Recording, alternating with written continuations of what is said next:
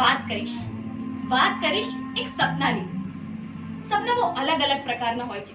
સારું સપનું, ખરાબ સપનું, મીડિયમ સપનું. મીડિયમ સપનું એટલે બહુ ખરાબ પણ નહીં અને બહુ સારા પણ નહીં. અમુક લોકો એમ કહે છે કે છાતી ઉપર હાથ રાખીને સૂઈએ તો ભૂતોના સપના આવે, સવારના 4 વાગ્યાના સપનું સાચું પડે. અને અમુક વખતે તો એવું થાય છે કે ઉઠતા પછી તો હસતા જ રહી જઈએ છીએ. ક્યાં પહોંચી જવાતું હશે સપનામાં ને? ડાબી બાજુ જોઈએ તો જમાલપુર અને જમણી બાજુ જોઈએ તો જર્મની. સપના કેવા જોવા એ આપણા હાથમાં નથી, પણ રાતે શું વિચારીને સૂઈ જવું એ તો આપણા હાથમાં છે ને.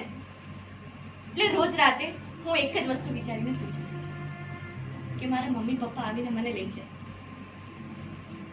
આમ સપનામાં તો એ લોકો આવે છે, પણ જ્યારે આંખ ખોલું છું ત્યારે થોડું દુઃખ થાય છે.